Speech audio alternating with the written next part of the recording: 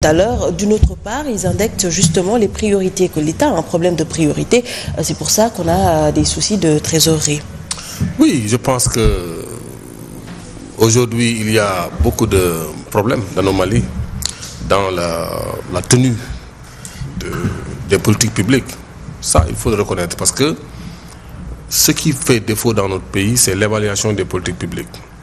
C'est-à-dire que nous avons fait un PAP 2014-2018, mais aujourd'hui jusqu'à présent, on n'a pas vu quelque part où le gouvernement nous dit, après avoir fait ceci, voilà l'évaluation qu'on fait et voilà ce qu'on change. On a vu qu'il y a quasiment une reconduction des mêmes mécanismes dans le PSE2 avec un 5-3-5 qui est juste un mécanisme d'accélération. Mais il y a toujours les... Parce que moi je l'ai souvent dit, votre véhicule, si le moteur de votre véhicule n'est pas performant, vous mettez beaucoup d'argent vous mettez beaucoup de carburant. C'est ce qui nous arrive au Sénégal. Nous avons mis 6 000 milliards de francs CFA dans le PAP 1 2014-2018 pour récolter 23% seulement de croissance cumulée. Ce qui fait une productivité faible de 18% si on tient compte du taux d'investissement qui est à 29%. Ce qui fait que donc c'est les moteurs de la croissance qui devraient être changés. Qu'on voit maintenant sur quel levier on va. Mais malheureusement, on voit. Donc parce qu'il n'y a pas d'évaluation. Et aujourd'hui, il y a une autre anomalie. C'est que jusqu'à présent, nous n'avons pas dit, évaluer pour voir pourquoi, attendu sur 60% des financements dans le PSE, dans la phase 1 du PSE, le secteur privé n'a pas pu participer, même à hauteur de 15%. On n'a pas évalué pour dire pourquoi et qu'est-ce qu'il faut faire maintenant pour corriger cela. On continue à avoir des marchés publics qu'on octroie à des Français. On parle même d'armes vendues quand on a donné le sabre, ainsi de suite. Il y a toujours de l'argent qu'on liquide comme ça au niveau de l'État. Il n'y a pas d'évaluation. Les gens décrient, les Turcs qui arrivent, les Chinois, tout. Jusqu'à présent, il n'y a pas cette logique d'engraisser le secteur privé local pour lui faire jouer le rôle qu'il doit jouer. Parce que c'est le secteur privé local qui peut créer des emplois. Rappelez-vous, Colgate-Palmolive pour quitter Dakar et aller à Rabat, qu'est-ce qu'ils ont fait? Ils ont licencié tout le monde, ils sont partis. Parce qu'ils ont vidé. Parce que c'est des privés étrangers. Mais est-ce qu'aujourd'hui, un Baïdi Agne ou bien un Youssnour peut démolir la TFM pour l'amener ailleurs? Il faut soutenir le secteur privé local. Est-ce que le gouvernement est en train de parler de cela? Je pense qu'il y a beaucoup d'anomalies dans l'action publique qui aujourd'hui est aggravée par des actions de plus en plus politiciennes. Parce qu'il y a beaucoup de projets publics quand même. Il faut reconnaître, dire la vérité. C'était tout simplement parce que le président a fait 80 000 km dans le pays, il a vu de la misère, il a promis des choses, il a voulu les satisfaire sans pour autant regarder la rentabilité de cela.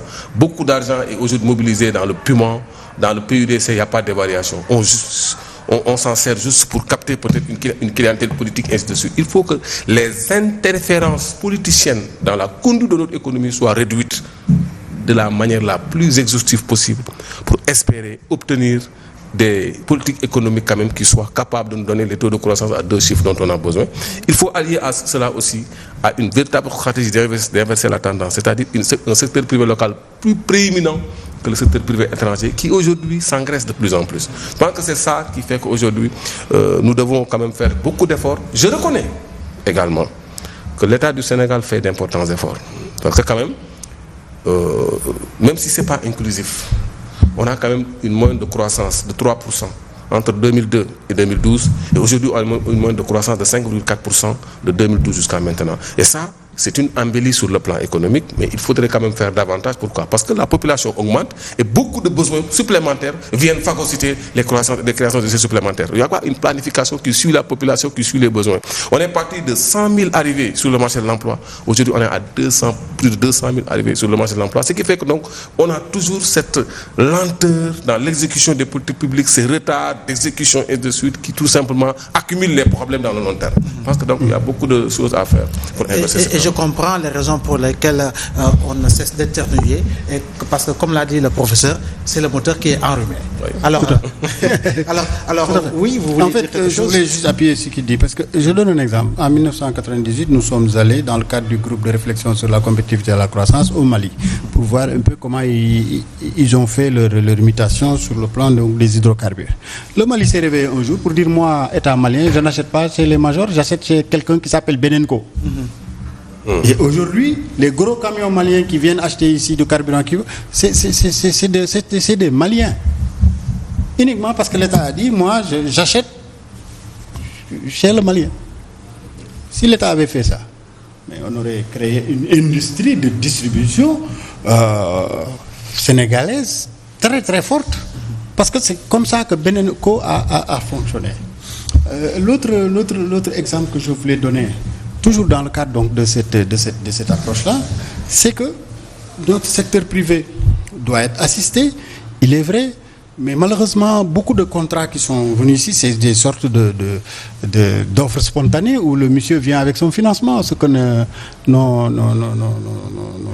pas, et ce qui fait que beaucoup de choses qui n'étaient pas planifiées immédiatement sont réalisées parce que quelqu'un est venu avec une offre clé en main en disant bon, je vous offre le financement, etc.